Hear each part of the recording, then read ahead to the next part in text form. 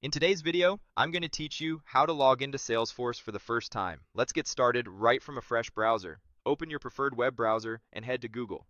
In the search bar, type Login Salesforce. This is a quick way to reach the official sign-in page, even if you don't have the exact URL handy.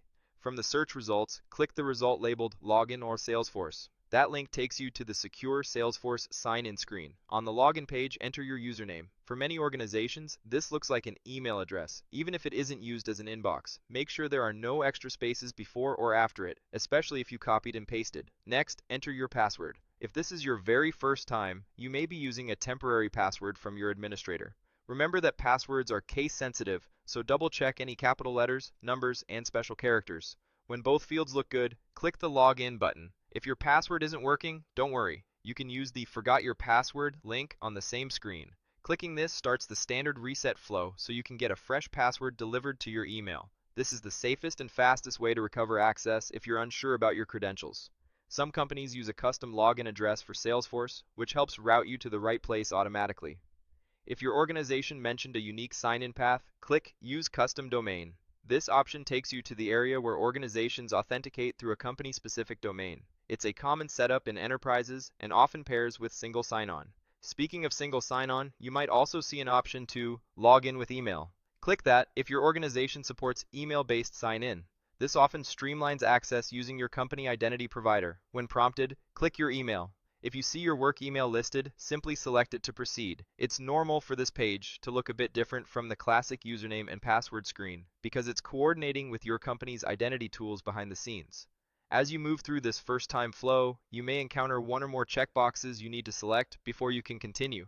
Click the checkbox when prompted. These can appear for things like acknowledging terms, confirming you've reviewed a policy, or verifying that you understand how your information is used. If there's a second required acknowledgement, click that checkbox as well. These confirmations are part of many first-time login sequences and help ensure you understand the basics before entering your workspace. If you need to return to the standard login page, you can choose Login with Username.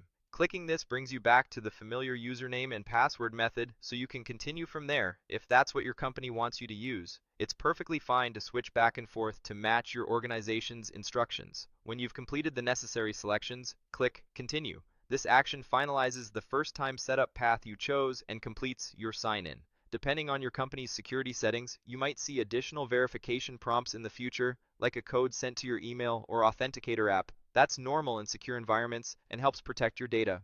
To recap the core flow you just learned, start from Google, open the official Salesforce login page, enter your username and password, and click Login. If you can't remember your password, use the reset option. If your company uses a custom domain or email-based sign-in, select those options, choose your email when prompted, confirm any required checkboxes, and then click Continue to finish. That's it for your first-time login to Salesforce. Follow these steps, and you'll be inside your org quickly and securely.